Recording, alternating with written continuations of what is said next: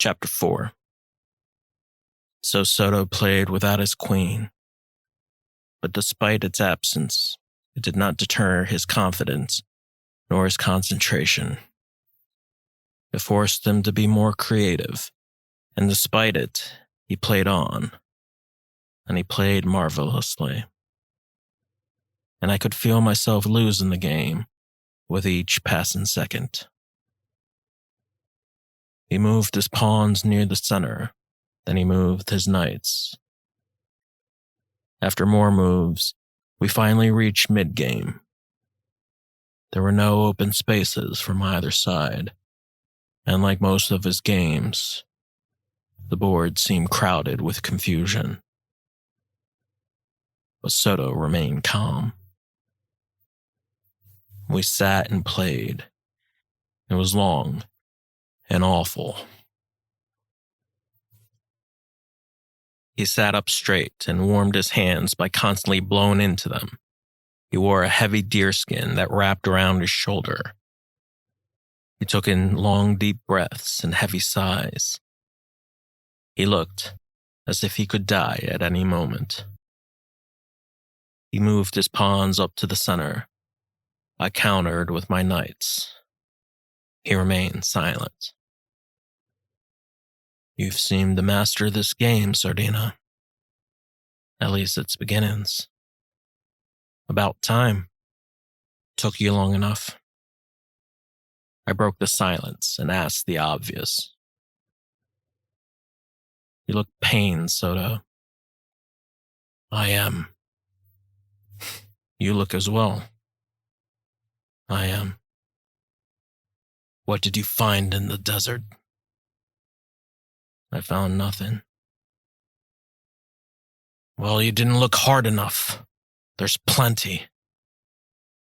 There's nothing, Soto. No, there is plenty. I am the ruler of this entire land. I've killed all kings. This is my dominion, and there is plenty. I will kill all those who dare to take it away from me. That is my testament, Sardina. There is no other. After Napituca, the Spanish headed further north. They came upon another land that was low in elevation and contained deep and long rivers. They entered through swamps, dunes, and coasts, and afterward, they saw the ocean. In due time, Canales' men merged with Balthazar's. Hector and Vicente greeted their new comrades with nods and handshakes, but Balthazar's men were reluctant to reciprocate. Onward the army trekked, yet in all that time, they found no gold. For an entire month, the expedition trekked the land north to Apalache, but it came at a price. About 8 men had died from their wounds. Another 4 men were beritted with scurvy. On several days, the land possessed no food at all, and although it was autumn, the heat lasted from dawn until twilight. The men looked pained, frail, and gaunt. They looked like walking skeletons, wrapped in pounds of steel, and their march slowed to a crawling halt. For many days, Soto said not a word to any of his captains. It was Balthazar who broke the streak. Sir, said Balthazar. Sir, the men are starving. General, General, Don Hernando, please listen to me. But Soto merely stared. General, can't you see what's before you? You won't have an army if you starve them more. And once again, Soto ignored him and commanded his army forward. The next day arrived, and it was Moscoso's turn to approach Soto. Sir, General, Don Hernando. Yes, I'm listening. The men are starving, sir. Our rations simply cannot contain us any further. We must find food from elsewhere. Our men are stronger than you realize, Luis. They'll be fed plenty. But sir, just a little longer. No less than a week. But where? Where are we going, General? And again, Soto left in silence. 2 days later, they reached a tiny village that was only a mile away from the coast. The village had no chief, and because it was so small, there was a limited amount of food. With great reluctance, Soto accepted the village and their paltry gifts of dried corn. In the streams, the Spanish caught tiny fish. Towards the shore, the Spanish caught clams, small flounders, and bluefish. At night, the men made camp and slept. They were too weak to do anything else. But again, Soto remained alone. His chessboard rested along his side, and his pieces were scattered in a quandary that he alone could understand. In the morning, Tanako, a subordinate of Anasco, approached Soto. But he, too, suffered the same fate. Don Hernando, said Tanako. At last I found you. Soto gave one hard, ominous glare, but Tanako did not get the hint. Our men are concerned about... Then Soto took Tanako by his shoulder and threw him to the ground. He drew his sword, kicked Tanako in his stomach, and barked and shouted at him. Then Soto inched the top of his blade to Tanako's head. I told you, I did not want to be disturbed. You did not listen. Do this again once more, I dare you. You'll know what will happen. Get up. Tanako groveled and remained on the ground, and Soto kicked him once more. Disturb me one more time and I shall cut your fingers. Pray forgiveness comes your way. And with that, Tanako got up to his feet, saluted, and made it back to his horse. From then on, no one dared to speak to Soto at all. 2 nights passed. The captains gathered around a fire. All were present, except for Moscoso. He remained on watch with the cavalry. The men grunted and said their words in dank darkness. All were agitated and sad. There's too much that could go wrong here. There's too much going wrong right now. For once I agree with you, Balthazar. This makes no sense. Why are we waiting here? Those were our orders. But they were not Don Hernando's orders. They were given by Moscoso. It doesn't make sense to bring the entire army northward. I will never question the general's better judgment, but there's sometimes... Yes, I know. We all know. It's his absence that gets me. That's what I fear most. No one can speak to him. He doesn't want an advisement. It's as if he's lost in his own world. I keep waiting for the Indians to ambush us, but Don Hernando seems not to care. Have any of you spoken with him? No one? Just Moscoso. Where is that bastard? I saw him yesterday by the river bend. His men guard the perimeter. And so why are we left at camp? We should be further out. There's more land than anyone can possibly imagine. I haven't spoke to him since we left Florida. That was a month ago, said Anasco. Moscoso gives me my orders. It's as if he's the only one he speaks to. I guess all we can do is wait for our next orders, whatever they may be. But I believe Don Hernando's got us this far. I still trust him. More days came, more days died, and the sopping morning dew proved thick and everlasting. During those days, the army came upon many villages. Upon first impression, it seemed that the Spanish would again slaughter each village. But with great reluctance, Soto held court, and the Indians accepted the Spanish as their guest. However, on more than one occasion, the villagers remained at a distance, and sometimes they simply disappeared into the ravines. While they rested, the Spanish ate. They ate corn and beans and ravished upon the meat of lean deers. They melted raw grains into a starchy white gruel and ate heaps of it at a time. To the villagers, the Spanish looked like starved and ravaged animals, mainly because they were. And as Ortiz spoke with the villagers, Soto remained close to his side. 2 translators stood by the chief as the line of translation formed, and Soto listened intently. As night fell, they set up camp, made fires, and kept watch. And as the night continued, a fervent murmur ran through the air. In the smoke, the old men gambled the night away, and the younger men stared at the village girls who danced naked amongst the fires. Soto remained with Ortiz and the villagers. He sat next to them and stared across a great bush of fire. Again, the village told the story, and slowly, Ortiz began to understand. For half an hour, the villagers spoke, but they did not speak with pride or exuberance.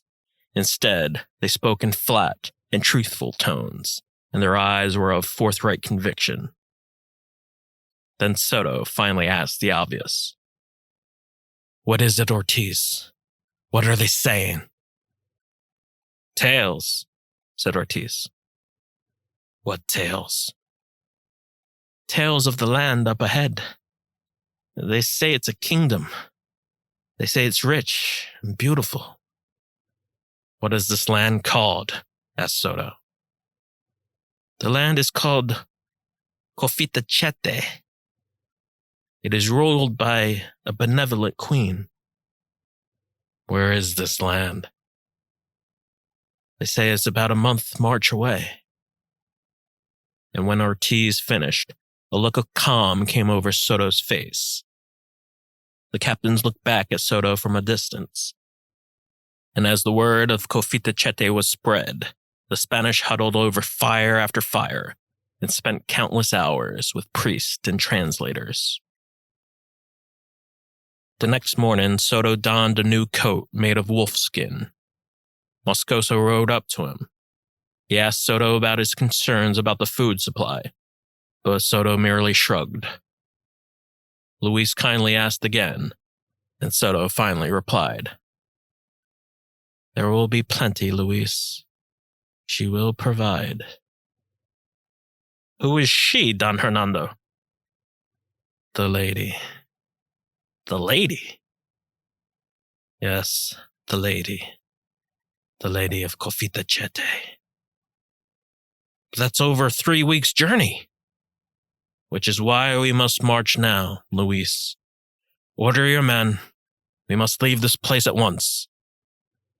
Onward to Cofitacheque. She will provide." Early autumn came and went, and the army marched north along the coast.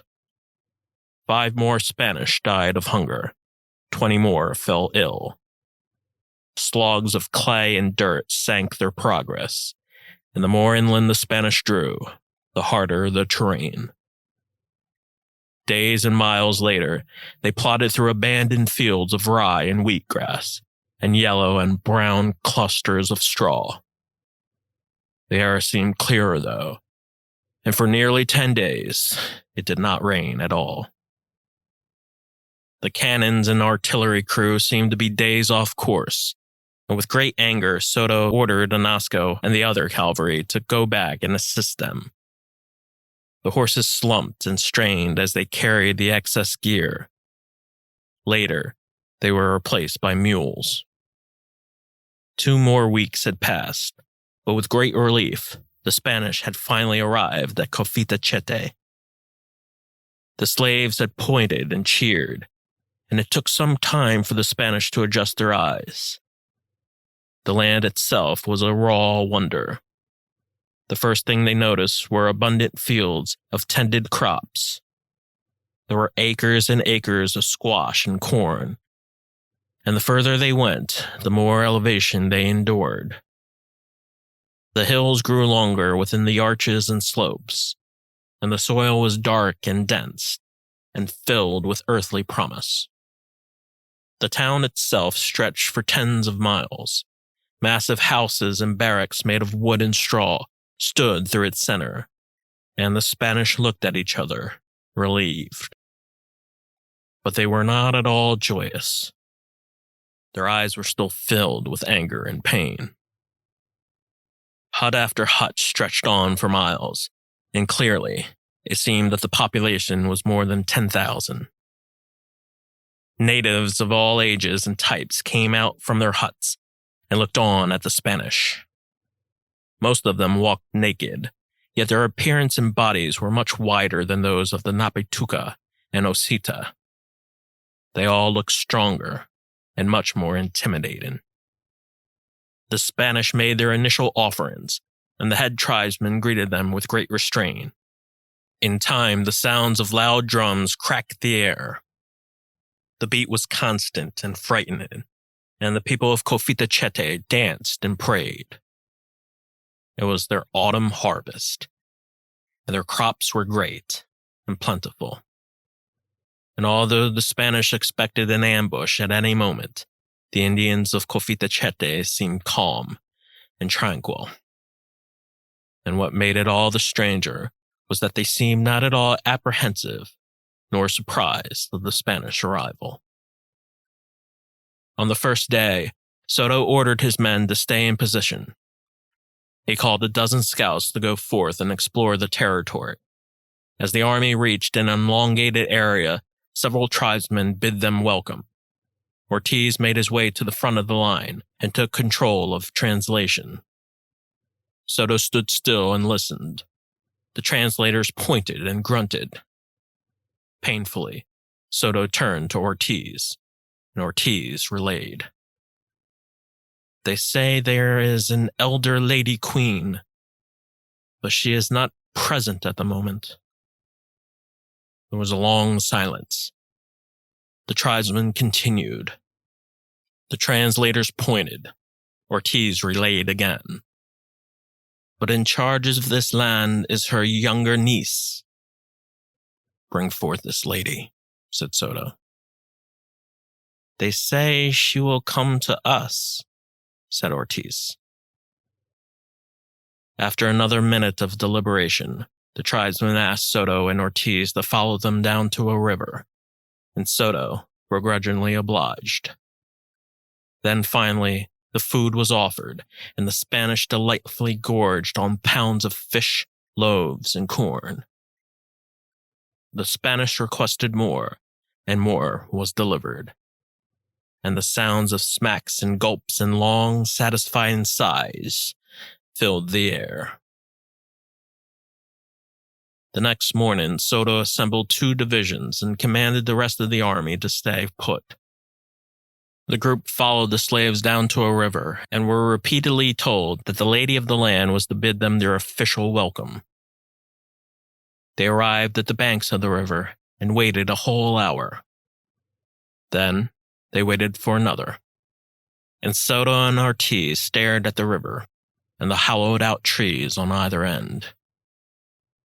But then a sound hurtled past the land. Then a cry. Then a yell. The beating of drums soon followed, and the men pointed to a raft floating in the river. The tribesmen rushed out to the edge of the river and kneeled before the craft. The procession began, and the drums beat louder and louder. Is that her, Ortiz? Yes, Don Hernando. That is the lady.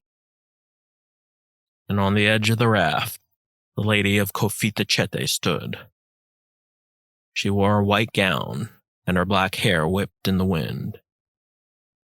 8 women servants came upon the raft and tended to her, and as the Spanish tried to get a closer view, the slaves held up a high wooden platform and lowered it to the raft.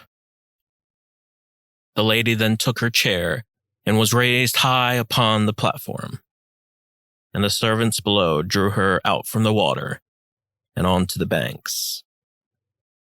Her subjects bowed. She sat still.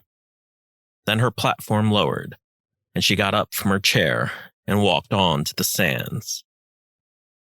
She strolled in slow and calculated strides, and as she came closer into view, all grew lost in her beauty, and none more than Soto. The lady stared strangely at the assembly of Spaniards, priests, and slaves. She was not more than 20 years old, but her face looked sullen. She whispered a prayer underneath her breath. She swayed her head and stood alone. Then she picked up a thorn stick and ran her finger along the edge until blood dripped down her side. Soto slowly made his way towards her. He approached gently with even steps. He sauntered and waltzed, making sure his boots did not make a sound. But when the lady was closer into view, Soto became unbalanced. He looked straight into her eyes and did not let go of her gaze. And the lady looked back with a blank stare. When the silence was too much to bear, Soto spoke, and for the first time since he was a child, Soto stuttered. Your lady, I must oblige in saying that I'm captivated by your beauty and your land. We come, lands, we come far away. Ortiz relayed, then the lady nodded and spoke. Her words were stern and dignified, and she spoke in soft and bellowing tones. And at all times, she remained calm. She says we are welcome guests, said Ortiz. They call me Child of the Sun, said Soto. In truth, But the lady interrupted. Again, she spoke with grace, but this time it was short and diplomatic. She says she knows, said Ortiz. She says we will feed your men. Her land is plenty, and she is honored that she has found you. Her words seemed to taper in the air, and Soto stared again once more into her smiling eyes. His whole face had softened, as if it had thawed from a deep winter freeze. Tell her we are very grateful. Tell her that she is very beautiful. His gaze continued. The lady stared at him, but there was only silence. Sir? You were saying, sir? I've seen her before. The lady? Yes. Where? In a dream. A dream? A horrendous dream. The minute passed, and so did the afternoon. The grunts and commotions of the men continued, and a wide and strange fascination took over. The lady turned her way back to the servants and disappeared into one of the houses. But Soto did not follow. Instead, he stayed standing and examined the land to and fro with a look of immense joy. And for the rest of the day and night, he did not utter a single word. Towards the morning of the next day, the men corralled the dogs and horses, and as promised, the lady of Cofitacheque granted the Spanish more food. Servants entered the field and went to work, and towards midday they brought the Spanish hundreds of bushels of corn, beans, and squash. Soto delegated his orders. His men joined the hunters and fishermen of Cofitacheque. The hunters managed to catch 3 elk and 1 doe. The fishermen, however, had a tremendous day. They caught 50 bushels of striped bass, flounders, and porgies. The ebb and flow of the waters temporarily made the Spanish calm, and after the initial days of feeding, it seemed as if the Spanish were finally regaining their strength. A day went by, then another. The Spanish found no gold. Instead, they found more Indian slaves, and they auctioned them off to the highest bidder. And while the army stayed in Cofitacheque and rested, Soto stayed by the princess of the land, whom he affectionately referred to as the lady. He asked for privacy at all times and shared many evenings with her alone. They watched the crescent moon fall upon a ghostly sky. Her charm was simply overwhelming, and every time Soto looked into her eyes, he grew spellbound and lost in her trance. The camp seared with smoke, and the Spanish ate more, but the natives of Cofitacheque made sure to keep their distance from them. The captains sat and voiced their own opinions. Hector and Vicente, too, shared their thoughts. It was approaching a year since they left Spain, and they had forgotten much of it. "I have a feeling, Hector," said Vicente. "What feeling?" "I don't know. I just have a feeling." "What is it?" "This land seems very rich. Richer than all of La Florida." "It is." "I think we'll find it." "No, I know we'll find it. We've come too far." "That we have," said Hector. "But when?" "Soon. This lady. I feel she'll bring us there." "Let's pray you're right, Vicente." A day passed, and Soto ordered several platoons to march north through the hills. They found thick, dense marshes that went on for many miles, and they followed the slaves to the taller trees. From there, they spotted a stream that was once said to have carried silver. For 5 straight hours, they dug and panned and searched, but there was no silver of any kind. And when the men reported back to their captains, the captains turned to Soto. But he was nowhere to be found. Miles away in the secluded woods, the lady and Soto walked alone. And throughout the afternoon, the lady guided Soto and showed him her world. They strolled through the green, rolling hills, and along the budding blossoms of lilies, they held hands. Soto could feel eyes watching him.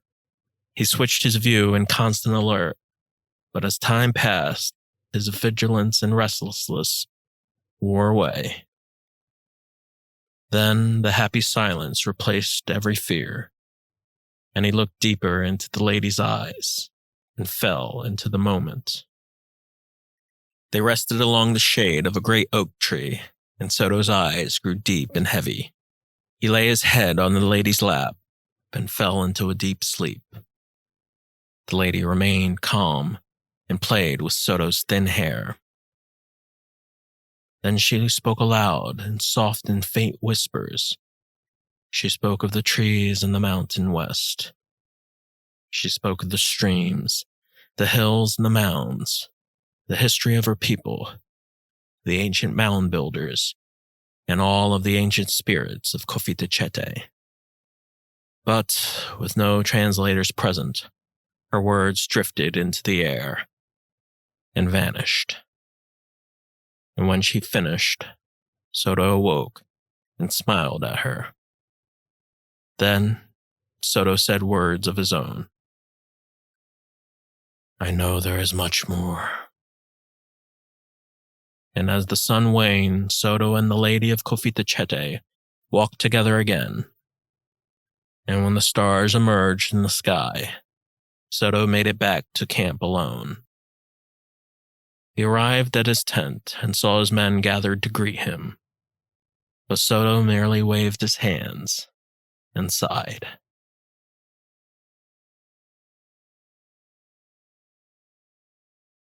Another hot and humid day arrived.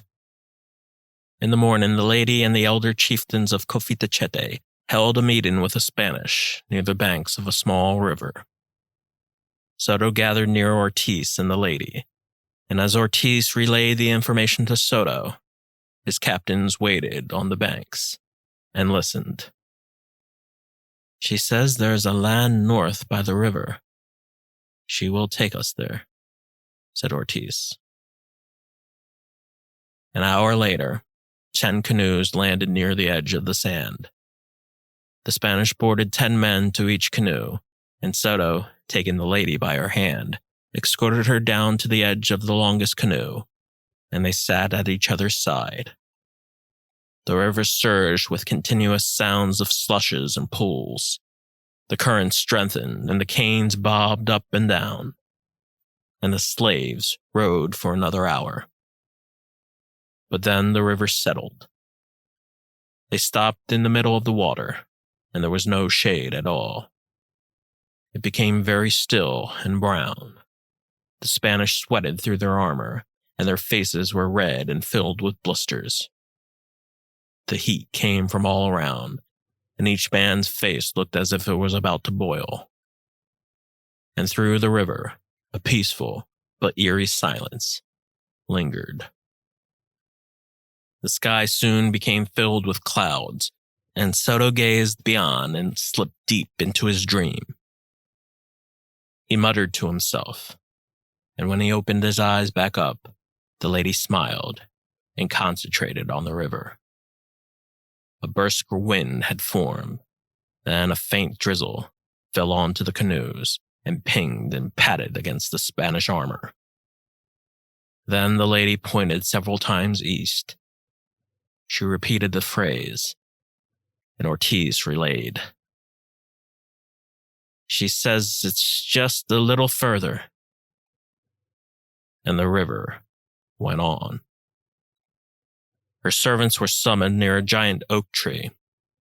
They spotted an old man wearing rags and holding a cane. His face was weathered and worn. His eyes were dim and gray. The lady bowed and kneeled. And then the old man spoke. Soto drew Ortiz and his translators forward. The old man finished speaking, and the lady raised her hand. She then commanded her servants to go forth, and the Spanish followed. About 1/8 of a mile later, the lady stopped. Then she spoke in a quiet, honorable tone, and Ortiz relayed, and the translation followed. "About 10 moons ago, several of our men walked about and discovered this. We assumed it was given by some gods that looked very much like you," said Ortiz. The servants came across a soft patch of dirt and dug into the soil with their bare hands. Seeing this, the Spanish roared like ravaged hyenas. They rushed to the spot and dug with their swords, and the whole of Soto's men burst out with screams of ecstasy. They dug inside, and the dirt flowed in all directions. And because there wasn't enough room, and because the servants worked slow, the Spanish threw off the servants one by one. They dug deeper in fervent haste. They hacked and dug and cursed and swung wildly. And Soto watched with utter certainty as the lady stood by his side. Then one soldier swung his axe. It made a clear, hollow, and distinct sound. The men clawed into the dirt, uncovered an object, and brought it to the surface. All stared at a rotted wooden chest that was covered in moss and cobwebs. It was the size of a small table. But for the Spanish, it remained the most important thing in the world. Soto placed his hands on the chest and opened up the lid. Inside were pieces of gold and sapphire, 100 pieces of rubies and emeralds, tiny coins of Inca gold, sapphire, and slanted chunks of silver. Soto held each piece and lowered his head. Then he cried, and the Spanish hollered and embraced each other. The lady spoke once more, but her words were muddled by shouts and screams. Then Ortiz took the helm and relayed what she said. "They are strange, but beautiful gods," said Ortiz. Soto rose to his feet and spoke. Once again, he gazed into her eyes. "Ortiz, tell her, let it be known that this is what we're after, that this, in our hearts, is the treasure we seek, and that we are forever grateful for her and for her people." And like all days, the sun died into night. Throughout the next days and nights, word spread of the treasure, and the whole of Cofitacheque seemed to erupt with excitement. The Spanish were enthralled, and the celebration commenced. For the day and the moment had finally arrived. The camps were littered with bottles of wine, and the men finally opened the bottles they saved since Cuba. They screamed and danced. They devoured and gorged the sweet and majestic juice of the vine, and the people of Cofitacheque watched from afar with fright, not knowing what these beasts would do next. The captains all examined the treasure and confirmed its validity.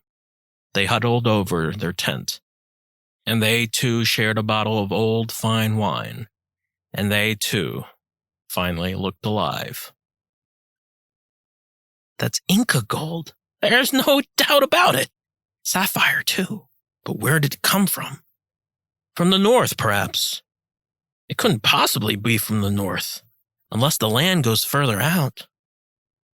This land is so vast, there's no telling where it came from. It might have come from the mountains. Wherever it came from, it's a blessing. It means that we're closer than we realize. It's paltry. Yes, it's paltry. But our work is finally paying off. We'll search this land inch by inch. We shall." Beyond the captain's tent, in the dense fire of the men, Hector and Vicente too shared their thoughts. They sat next to each other in the glowing hum of dusk, watched the sun cast over to the bright noon, and ate their meal of corn and beans, which somehow tasted sweeter than the day before. They were veterans now, bitter and angry, but still intrigued. The thrill they had when they left Spain had finally returned, and each time they looked at each other, they giggled, knowing all the pain they had suffered and endured. "I told you, Hector. I told you this day would come." "That you did, Vicente. I told you when I get those feelings, I just know." "Do you think we'll find more?" "I know we'll find more." Then Hector sighed. For a moment, he looked sad and wistful. Vicente turned and squinted. "What's wrong?" "I don't know," said Hector. "What don't you know?" "It's just, I wish Canales was here." "So do I," said Vicente. "But when you're gone, you're gone." Then Hector fell asleep, and Vicente watched his friend slip deeper into his own thoughts, clearly overwhelmed. "Your father would be proud, Hector," said Vicente. "I know," said Hector. His son followed his footsteps, went through the unknown, went through hell, and came back a conquistador. I know. It just seems... Seems what, Hector? It just seems impossible. What seems impossible? Said Vicente. Everything, said Hector. Vicente did not respond. He finished his bottle, stared at the North Star, and prayed. Then he handed the bottle over to Hector. Drink some more. You think too much. And as the day went on, all eyes were on Soto. But he gave no further orders.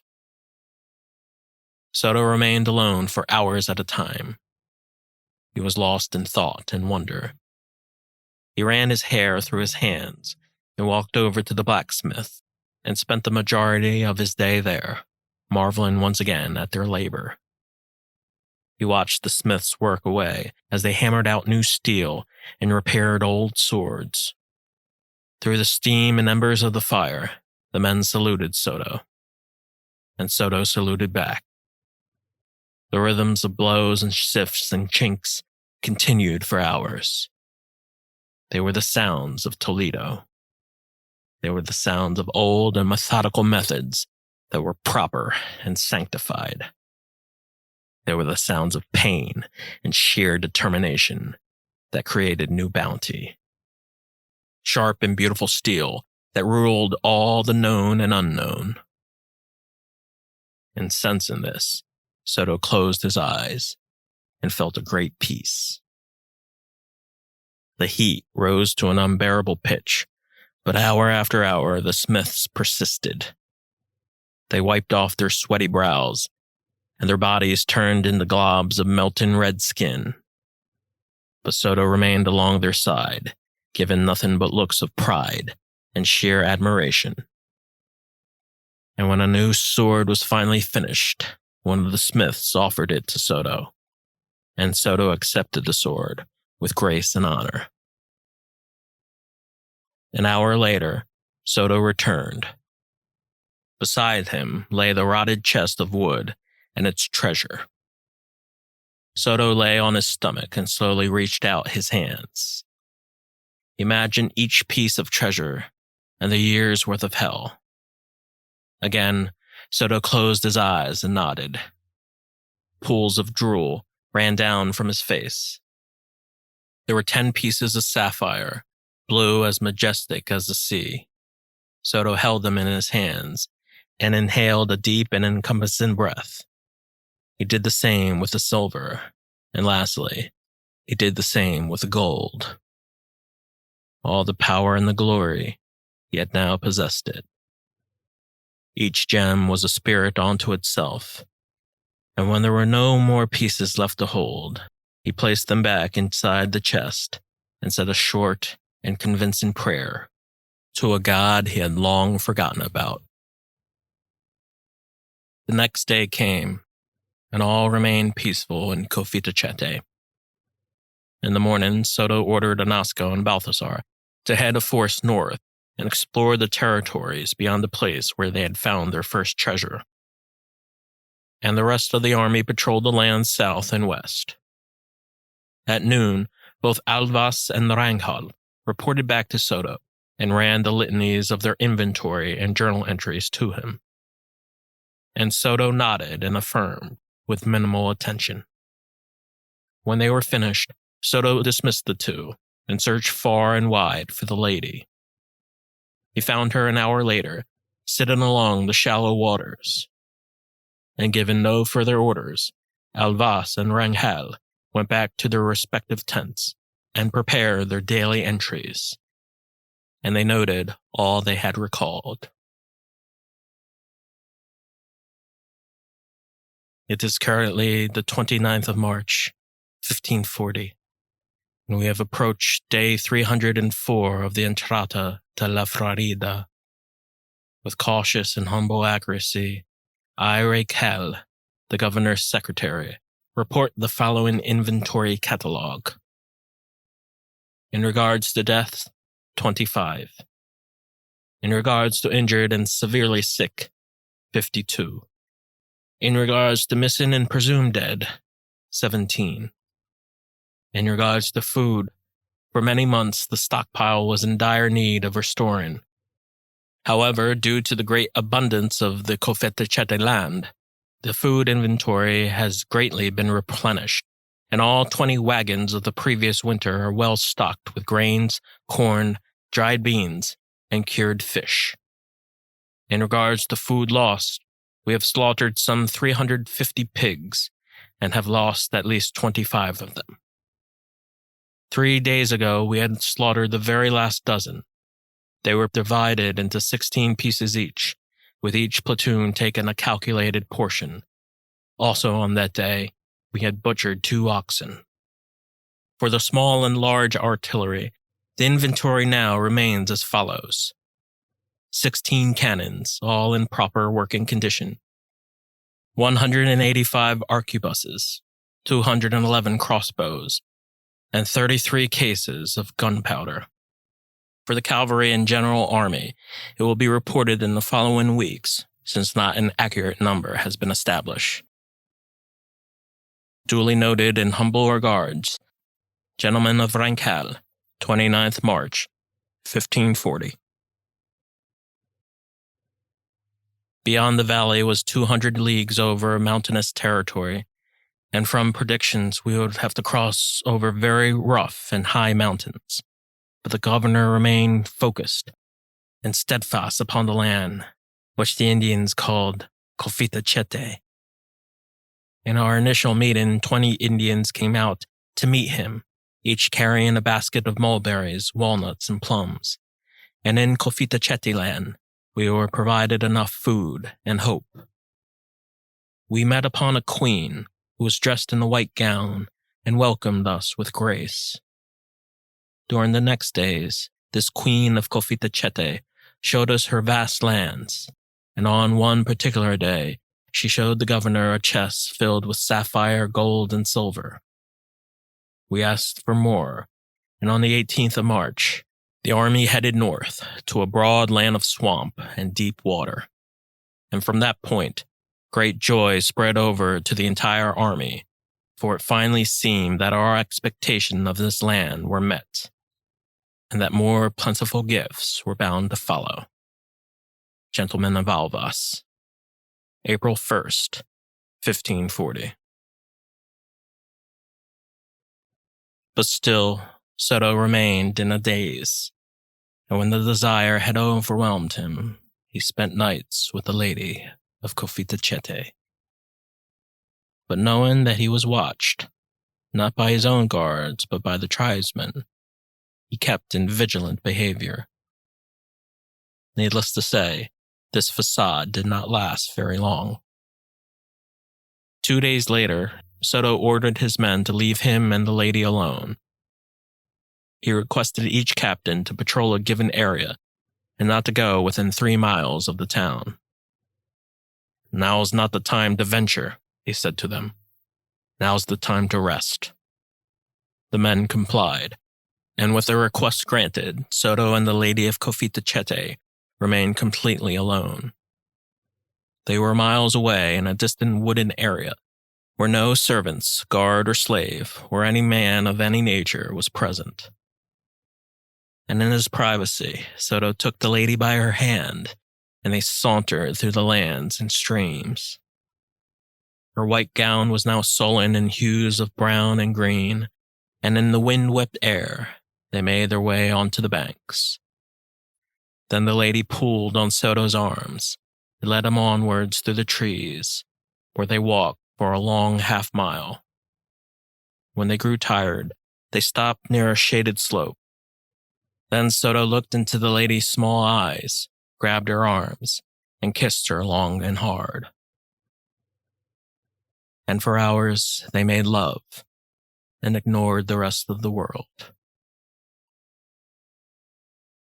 The next day Soto awoke, but the lady was already standing. She grabbed his arm, and they walked further along the streams. They walked for an hour, and Soto looked all about. "Where are you taking me?" said Soto. But his reply went unanswered. The lady just smiled, rubbed his arm, and blinked her eyes. Soto peered up top the trees, though there was nothing in sight. There was no sound. There was only the ceaseless hum of birds and insects. They discovered a large stream 10 miles later, and the lady walked off, bent down, and dipped her hands in the water, and Soto followed her. Then he stopped and looked over to a glistening light. He saw a bed of oyster shells covered in green and brown corals. And about a minute later, the lady returned to Soto with 2 large gray shells in her hands. She handed him the shells, but Soto looked confused. She said 2 words and repeated them, but Soto shook his head, noting he did not understand what she said. The lady then opened her oyster with her hands and slurped out the meat with 1 gulp. She waited for Soto to do the same. Soto imitated the lady, but he fumbled the oyster, and it slid in and out of his hands. He squeezed the shell by its end, and for long, painful minutes, he tried to pry it open. But he could not. Then Soto took out his knife and slit the shell. In doing so, he cut his hands on the spike, and the blood squirted out and smeared onto his armor, and dripped to the water below. The lady then took back the oyster, cracked it open, and handed it back to Soto. They both stood still and silent, but the lady looked very sad. They made a small fire as the sun went down, and as night came, they made love again. But Soto would not let go of her. He clutched onto her body, and he cradled his hand on her laps as if he were a child, and he fell into a deep, long sleep. For half an hour, neither said a word. The lady breathed in and out and did not blink, and Soto closed his eyes, still with his head in her lap. She watched his chest go up and down, and she heard him snore loudly. Then the lady pulled Soto's head away from her. Soto's lips hit the sand, and when the lady turned over, she sat up and peered deep into the black heavens. In the full moonlight, they sat across from each other and stared at the growing fire. The air turned cold and damp, and Soto remained lost in thought. Then when she deemed it time, the lady presented Soto with another gift. It was a string of pearls she made while he slept. She wiped the dirt off and placed it around his neck. "They're beautiful," he said. He looked again at her face and held her hair with his fingers. But the lady yawned with tired eyes. He took off the necklace and stared at it for a minute. Then he stared once again to the lady's flat nose and small eyes. And in the silence, Soto sat by the lady and watched her every move. He tried to come up with words to say to her, knowing full well she would not understand a single one. But he said the words anyway. Words that meant so much and captured more. But words the lady could never understand. Still, Soto said them. He lost sense of time, and the words poured out of him. "I saw you in a dream. I know you will show us everything. My mother used to sing a song to me every night. I forget it now. I used to know it. You'll remind me, won't you? Please. By the river, towards the rising sun. Remind me. Remind me. Please remind me," he repeated. "By the river." But the lady shook her head. His words rang flat and empty, and the lady stared, not understanding the word he said. Then she closed her eyes and fell asleep.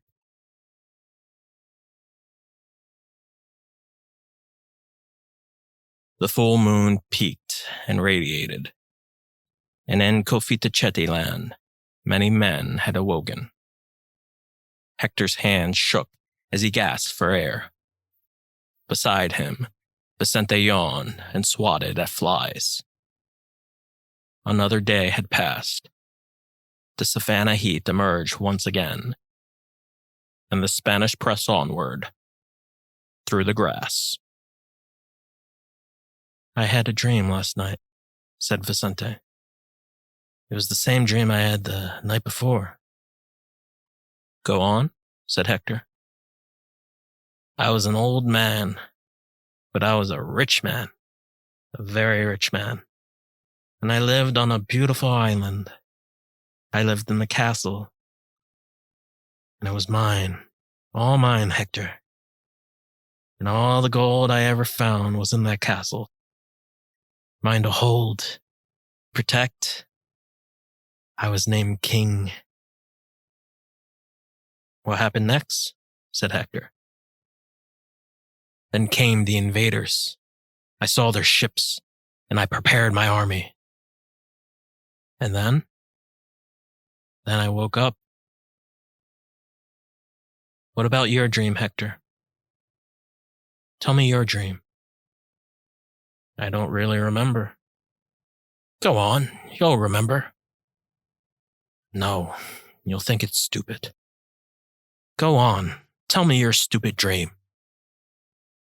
Hector paused, but then it came back to him. All I remembered was the land. It was a beautiful, green, peaceful land, and I remembered walking through it. "What else?" said Vicente. "That's what I remember." "Walking? What kind of dream is that? Walking? Were you alone?" "No, I wasn't alone. There were others. Strangers. They were walking too. We all knew each other. But it wasn't the dream that mattered. It was the feeling." "What did you feel?" "I felt a great peace." "But what else? What about the treasure?" "There wasn't any treasure." "No treasure? No treasure? No gold? No silver? Then what? What was the point?" Hector gave no response. Vicente looked on to the other men. Then he sighed and turned away. "Enough about dreams. We have a busy day. Come on, Hector. Let's go." Soto returned to the camp with the lady by his side. He had assembled his men and declared that she would show them the gifts she had promised. And for those hours, the army paced east to the shore. The men muttered and scowled. Their boots sank in the sands, and when they saw the depths of the water, the lady stopped and pointed. All stood perplexed. "What is this?" one man cried. "I don't understand." There were no words or reply. Soto greeted the lady. She bent down to the surface, retrieved a string of pearls, and placed it around his head. Then 24 of her servants climbed the sand hills and appeared with shells and bundles of grass. The elder statesman entered and spoke to the Spanish aloud. "These pearls," Ortiz surmised, "these are the eyes of the world." And Soto stood and stared. The servants made their way to the men and laid out a large tarp of deerskin. The Spanish looked at it, and below they saw a multitude of clear small pearls. White goblets of round and holy purity, 1/2 bushel in all. Then the lady spoke. "She says these pearls are for you," said Ortiz. "For all the gifts of this land we share." Soto stuttered. Then he waved his hands and said no more. The day ended, and the men made their fires. Their voices cracked with excitement. But an unresolved misery and suspicion lingered, and the men said what was on their minds. "Only pearls? I didn't kill myself only for pearls. It's only an appetizer. They are beautiful pearls, though. But there has to be more. There must be. More. Tomorrow. We'll find it all tomorrow. We'll search every goddamn inch. I don't know. I think they hid it in the temples." "Hid what?" "Everything." "How do you know?" "I just know. We've waited. We've waited too fucking long."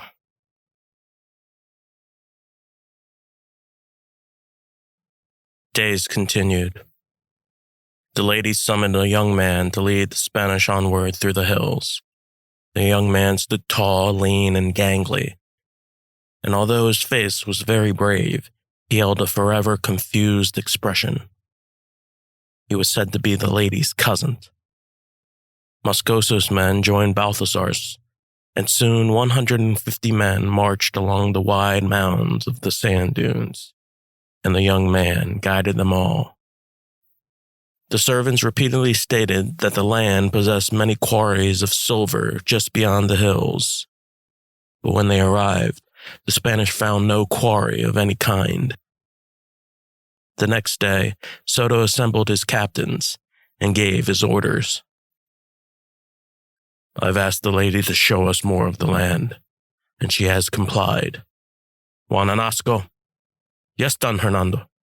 "Move your men 3 miles south. The rest will gather upon the rendezvous point, where we are to follow the lady. There is more to find, and we'll find it today." An hour later, the Spanish found shiny metals along a stretch of jagged rocks. However, all of it was copper, which was next to worthless to the Spanish.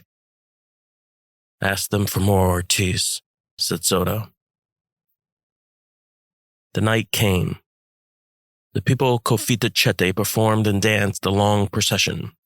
Their prayer was to their falcon god, whom they waited 5 years to arrive. As the dances proceeded, the priests held a vigil. They bellowed and prayed loudly, trying to drown out all the Indian shouts, but the constant drumming did not cease.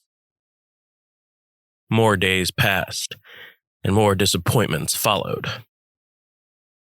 The Spanish followed more trails and found acres of corn and squash. They ate hearty meals, but found no silver or gold. And soon the spring rains raced along the coast and stayed. Again, they found more lands and thriving villages with thousands of people among them. The Spanish found more beans, more corn, more squash and gourds. But they found no metal, iron, or jewels. The young man showed all the lands, but the Spanish wanted more. Finally, they pointed towards the temples, and as the day came to an end, the young man wept. The Spanish insisted that they show them the temples, but the young man retorted, "We've shown you all the lands." It was still not enough, and when the Spanish threatened him with their swords and barked their orders, they pointed back to the temples again, and the young native looked back with great pain. "You are forbidden. They are only for the dead." But the Spanish took no heed. They ventured on and seized every temple, striking and decapitated anyone who stood in their way. "This is the land we belong to. It births us all. It is all we know. How can you take it?" But the young man's plea went unanswered, and the Spanish whipped him across his back. The Spanish ransacked the temples and searched for their fortune. They struck each totem pole and poked holes in their hard wood. They uncovered blankets and quilts, and they set aflame buffalo skin and straw. They yelled and shrieked and hollered, but after a half an hour, they found nothing. And an hour later, nothing still. Then they took their rage onto the slaves and lashed them with their whips. The young man yelled and screamed and ran. The Spanish gave chase and unleashed their dogs, but by then, he was covered in a pool of his own blood. The young man had stabbed himself in the stomach with a pointed stone, and the Spanish watched him bleed. Another night fell. The captains huddled by their fires. Among those present were Balthazar, Moscoso, Juananasco, Bedima, Tobar, and Tinaco. Soto, however, remained alone. "What are we doing? God, would I like to know. Have any of you spoke with Don Hernando?" "No. Have you?" "Yes, only this morning." "What did he say?" "Nothing, as usual. He just gave out his orders." "What did your men find?" "Pearls." "Only pearls?" "Only pearls." "No gold?" "None." "Silver?" "None. Only pearls." "Pearls?" Wonders of wonder. "Well, what about our rations? Didn't you mention it to him?" "No, only to Ortiz." "Bah! Ortiz. What about him?" "He's blind, for one. We're following a blind man. It's so obvious I can't even laugh about it anymore." "He's been helpful." "Yes, he's been helpful, but he's been very vague." "I blame the guides more than I blame Ortiz. At least Ortiz is Spanish. He might be blind, but I'll never doubt his loyalty." Their talk subsided. Most of the captains left. Only Balthazar and Moscoso remained. "You seem to know more about Don Hernando than most, Luis," said Balthazar. "He trusts you more than most." "Yes, I suppose," said Moscoso. "So tell me, what is he doing?"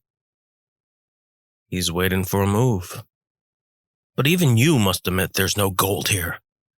If we settle here, if we build here, Don Hernando will not settle. That's what I'm afraid of. It's as if he's lost." "Lost?" "In a dream. Like he always is."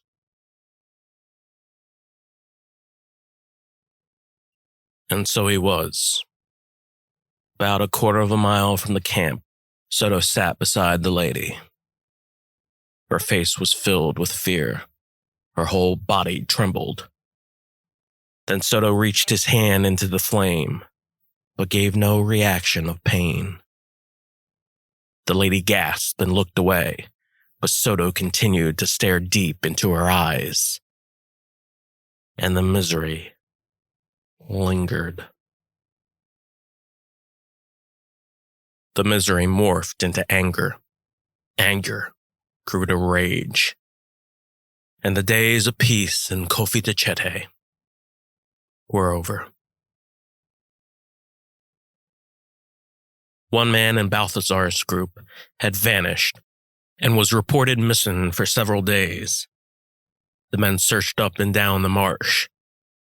It was Hector who found him. He pointed, and all stared at a corpse that was tied to a tree. The Spaniard's entire face had been mangled. The next day, another body was found. It was the youngest in Tanaco's unit. Brother Alberto. 3 more bodies were found. All were hung and burnt. When Soto glanced at the bodies, he showed little emotion. He muttered a prayer and walked away.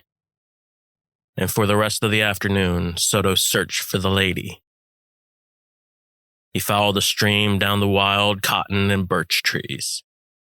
A strong wind blew, and white tips of cotton swirled like snow, and the sky was filled with clouds.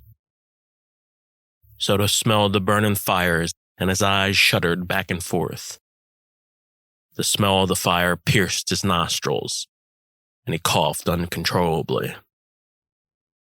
In the swirl of the ash, Soto squinted. He opened his hands and repeated a phrase. "My lady." An hour later, the sun had died, but still, the phrase lingered. "My lady." He took another trail between tall pines and taller sycamores. He inched forward, slow, then slower. He peered within the trees. He saw shadows. Then he found her. She stood beside the birch tree. Her gown sauntered in the air, and Soto moved in closer. "My lady." The archers set their sights. They leaned high up top the sycamores, and Soto's head came into focus. They aimed. They fired. But their arrows missed. Soto stared at the lady again, and the next arrows fired. One arrow missed. The other clanged off Soto's armor. And when Soto turned, a warrior with an axe charged right at him. Cannon fire exploded in the sky. A loud eruption struck the trees, and Soto saw the knife slash across the warrior's neck. Screams came out from the distance. They were Spanish screams. They called out his name. "Don Hernando!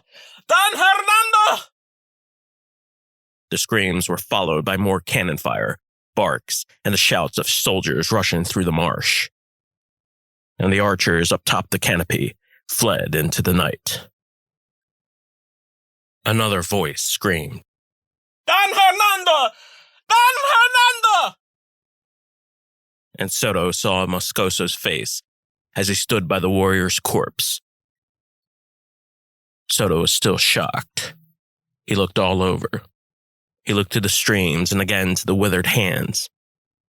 Then he looked at the lady, who stood 100 yards away. He stared, and she stared right back at him, with sad, harkened eyes, as tears fell down her cheek. And Soto seethed with pure rage. He pointed and yelled, "Chain her!" The lady ran, but the Spanish tackled her to the ground and chained her hands and feet. The lady cried and whimpered, but Soto looked away. "Moscoso." "Yes, Don Hernando." "Burn it. Burn the whole town."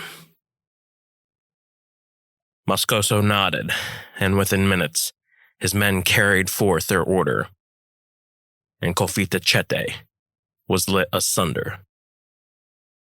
The Spanish threw torch after torch as faces disappeared in the black and billowing plumes of smoke that engulfed the entire sky. The temples, the huts, the granaries, and anything that stood were all lit asunder. The lady found herself by her servants. They too were chained, and they too cried as they watched their whole world burn. And all through the hours, more cries rang out through time and space. The elders were thrown to the ground and burnt alive. The native women of Cofitacheque were raped and left for dead, and the native children ran away. But then the cries subsided, and what was heard then were nothing but the cindering sounds of fallen ash, hacks and coughs, and bodies inflamed. Night had fallen, and the madness continued.